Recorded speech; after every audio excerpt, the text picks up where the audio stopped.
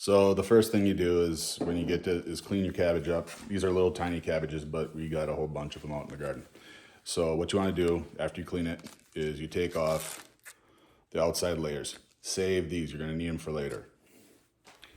You got a whole bunch of them over there already done. It's kind of like a Martha Stewart thing going on here where half stuff is done before we even start. So you take a couple of those off and we chop them down to size and we put them in processor. Old school would have been a big old grinder where you go like this for like 5 hours and kill your shoulders. We're using technology today.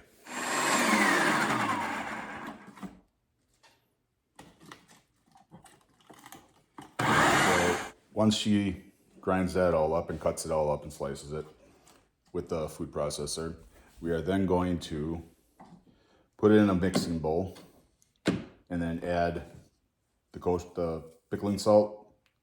You're gonna need a lot and you're gonna have to almost taste it in order for it to find out. And then you add some caraway seed. Now you can see already, there's a lot in there already. My wife likes the more taste of caraway. If you don't like the more taste of caraway seed in there, don't put as much in. And then after that, we take that and we pour it into a 5-gallon bucket that we have soap and watered, washed, hot, cleaned it out thoroughly. And then once we get that filled up, we are going to mash it. And that'll be next.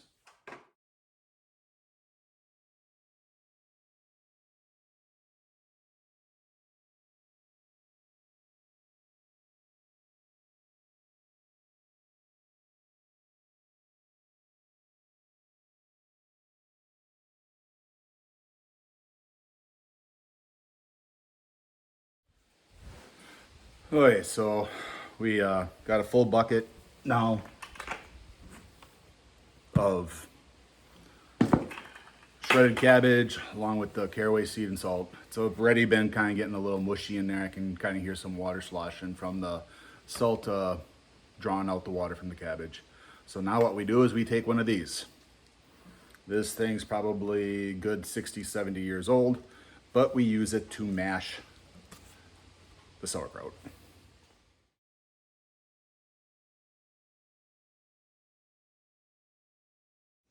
All right, so this was a full 5-gallon pail of cabbage, salt, and caraway seeds.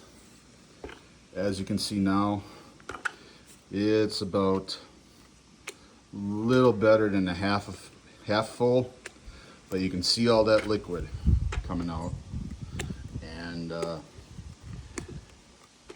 that will eventually, in the process, will get skimmed off. But right now we want that so that the sauerkraut becomes sauerkraut. And now it's back to cutting up some more cabbages and repeat. Okay, so rinse and repeat. We got a total of 24 6 to 8 inch cabbages squashed up and seasoned. They're in the bucket. And like I said, it was full at one time and now it's about halfway. So the next step is to take those leaves and place them over the top of this. Right now, so I'm taking those little leaves that I got at the beginning of the thing and we're going to stuff them around the edge of the bucket inside. I got it in there. So I took off a little extra water. Like I said before, we just want to cover up the top of the sauerkraut so that not as much air gets to it. Just working my way around. Also, side note, I probably should have said this earlier. Pickling salt burns open wounds. So if you have any cracked skin or anything like that, you might want to put some gloves on. But positive, your hands will be clean like you won't believe after doing all this.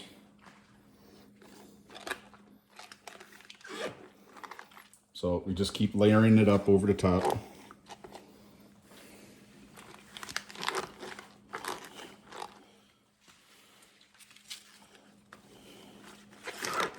And that's basically like the little protective layer. When we come back to this in about 3 weeks, we will be peeling this all off, and probably like maybe an inch worth of the sauerkraut as well, to get probably some rot off. Rot meaning like mold, but it's perfectly normal. All right. So over the top of that, then I am going to put a towel to also help protect, and then a plate. And on top of the plate, to help keep continuously squishing, is a big stone.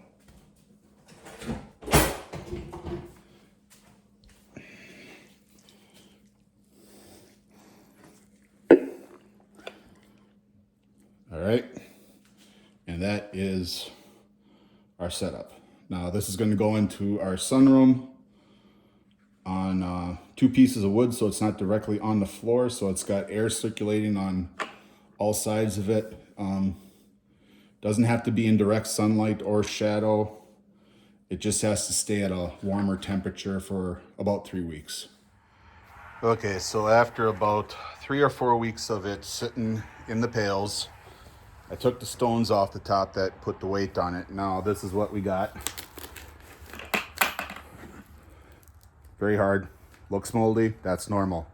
That's normal. We're gonna set that off to the side. Same with that. This is just a cloth that we took and put on there. So what we do is we take off the top layer of it and we just chuck it. Get rid of it.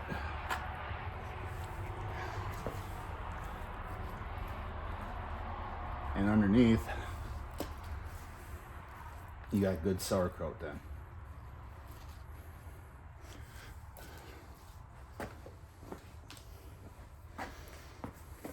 Now this one just had a little sauerkraut on the top, but this one we put a leaf on. We put leaves over the top to help store it.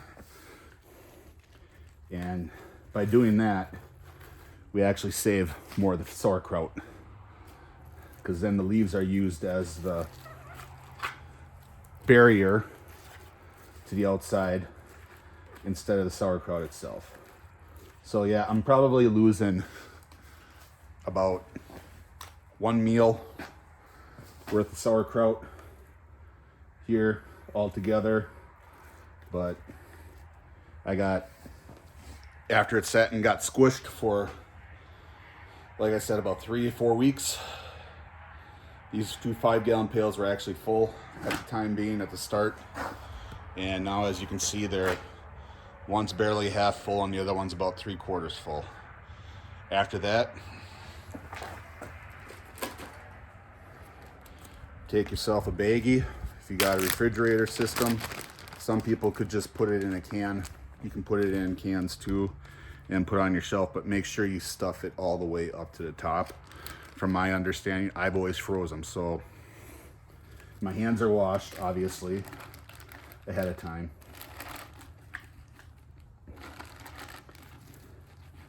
And we just fill it up then.